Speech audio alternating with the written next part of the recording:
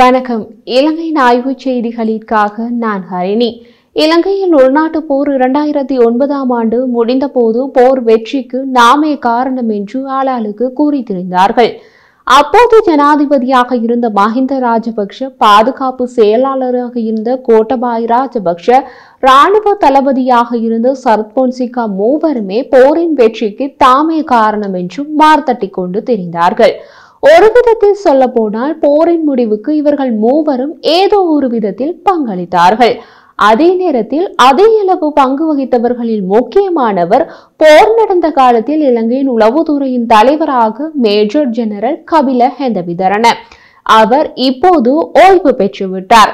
இலங்கையின் உள்நாட்டு போர் நடந்த போது இராணுவ தளபதியாக இருந்த சரத் பொன்சேகா நடத்திய செய்தியாளர் மாநாட்டில் மஹிந்த ராஜபக்ஷவின் உயிருக்கு எந்த அச்சுறுத்தலும் இல்லை, போர் நடந்த போது கூட முன்னாள் ஜனாதிபதியுடன் புலிகளுக்கு விசேட தொடர்பு இருந்ததாக தெரிவித்துள்ளார்.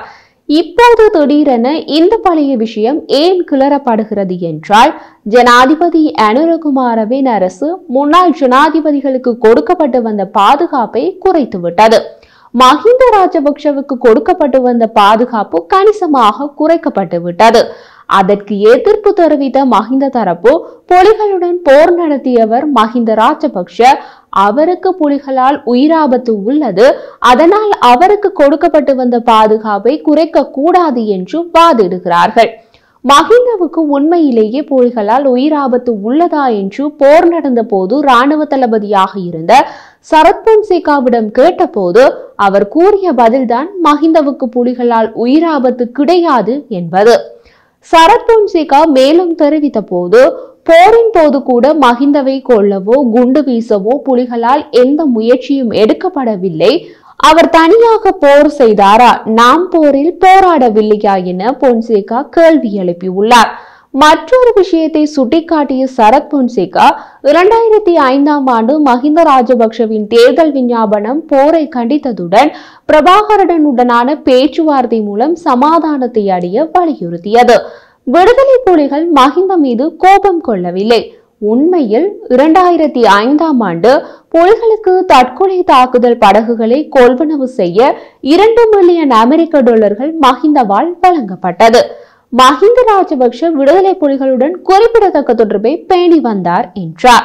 புலிகளுக்கு மஹிந்த $2 மில்லியன் கொடுத்தார் என்பதற்கு சரத் பொன்சேகா ஆதாரம் எதையும் காட்டவில்லை. சரத் பொன்சேகா மேலும் தெரிவித்த போது, யுத்தம் முடிவடைவதற்கு சற்று முன் பிரபாகரனையும் மற்ற தலைவர்களையும் தப்பிக்க அனுமதித்ததற்காக மஹிந்த போர் நிறுத்தத்தை அறிவித்தார். இந்த காரணங்களால் விடுதலை புலிகள் ஒருபோதும் மஹிந்த ராஜபக்ஷவுக்கு அச்சுறுத்தலாக இருக்க மாட்டார்கள் என அவர் குற்றம் சுமத்தியுள்ளார். இது சரத் பொன்சேகாவின் வடிகட்டிய பொய் குற்றச்சாட்டு. யுத்தம் முடிவடைவதற்கு சற்று முன் எந்த ஒரு போர் நிறுத்தமும் அறிவிக்கப்படவோ நடைமுறைப்படுத்தப்படவோ இல்லை. அப்போதைய பிரிட்டிஷ் வெளியுறவு செயலாளரும் பிரெஞ்சு வெளியுறவு அமைச்சரும் நேரடியாக இலங்கைக்கு சென்று ஒரு போர் நிறுத்தம் கொண்டு வர முயற்சி செய்தனர். அதற்கு மஹிந்த ராஜபக்ஷ மறுத்தார் என்பதுதான் உண்மை. இது சரத் பொன்சேகாவுக்கு நன்றாகவே தெரியும். அப்படி இருந்தும் இப்போது அரசியல் செய்வதற்காக இப்படி ஒரு பொய்யை கூறியுள்ளார். மேலும் தெரிவித்த சரத் பொன்சேகா, யுத்த காலத்தில் இராணுவ தளபதியாக இருந்த எனது முழு பாதுகாப்பும் 2010ஆம் ஆண்டு ஜனாதிபதி தேர்தலில் முடிவுகள் அறிவிக்கப்பட்ட உடனேயே நீக்கப்பட்டது. அந்த நேரத்தில் எனக்கு பாதுகாப்பு அச்சுறுத்தல் இல்லையா என்று கேட்டார். சிறை தண்டனையின் போது தாம் புலிகளின் உறுப்பினர்களாக இருந்த கைதிகளுடன் தங்க வைக்கப்பட்டிருப்பதாகவும் விசேட பாதுகாப்பு எதுவும் கொடுக்கப்படவில்லை என்றும் பொன்சேகா மேலும் தெரிவித்துள்ளார். தண்டனை காலத்தில் நான் நீதிமன்றத்தில் ஆஜரான போது எனது உயிரை பறிக்க முயன்ற தற்கொலை குண்டுதாரியுடன் சென்ற புலி உறுப்பினர் இருந்த அதே பெஞ்சில் நானும் அமர்ந்திருந்தேன் என்று பொன்சேகா கூறினார். முன்னாள் ஜனாதிபதி மஹிந்தவுக்கு எதிராக திட்டமிடப்பட்ட ஆளற்ற விமான தாக்குதல் தொடர்பாக வெளியான செய்திகள் குறித்து ஊடகவியலாளர்கள் கேள்வி எழுப்பிய போது அதற்கு பதில் கூறிய பொன்சேகா, ராஜபக்ஷவை கொலை செய்ய யாரேனும் விரும்புவதாக தன்னால் கற்பனை செய்து பார்க்க முடியாது என்று கூறினார். ஆளற்ற விமானங்கள் விலை உயர்ந்தவை, மிக் விமானங்களை விட விலை அதிகம். இவ்வளவு பெரிய செலவில் மஹிந்த ராஜபக்ஷவை குறிவைக்க எந்த காரணமும் இல்லை. அமெரிக்கா அல்லது ரஷ்யா போன்ற நாடுகள் அத்தகைய நடவடிக்கைகளை எடுக்க முடியும். ஆனால் யார் அவரை படுகொலை செய்ய விரும்புகிறார்கள் என்று கேள்வி எழுப்பினார். இதுவும் ஒரு தவறான கூற்று.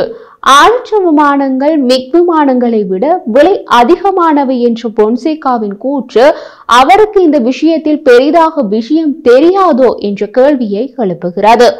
அமெரிக்க தயாரிப்பு MQ-9B ஸ்கை கார்டியன் போன்ற ஆளற்ற விமானங்கள் மிக் விமானங்களை விட விலை அதிகமானவை என்பது உண்மைதான். ஆனால் அவை பல் செயற்பாட்டு விமானங்கள். உளவு பார்த்தல், ஏவுகணை ஏவுதல் என்பன பல வேலைகளை செய்யும் ஆளற்ற விமானங்கள் அவை. அவற்றை விட அளவில் சிறிய ஒரு வழிபாதை தற்கொலை ஆளற்ற விமானங்கள் இப்போது உள்ளன. அவற்றின் விலை $2000 மட்டுமே. அவற்றை கொண்டே ஒரு நபருக்கு உயிராபத்தை ஏற்படுத்த முடியும் என்பதை உக்ரைன் போரிலும் இஸ்ரேலிய போரிலும் நாம் பார்த்திருக்கிறோம். ஒருவேளை பொன்சேகா ராணுவத்திலிருந்து ஓய்வு பெற்று பல ஆண்டுகள் ஆகிவிட்டதால் அவருக்கு தற்போது நடக்கும் விஷயங்கள் தெரியாதோ என்னவோ.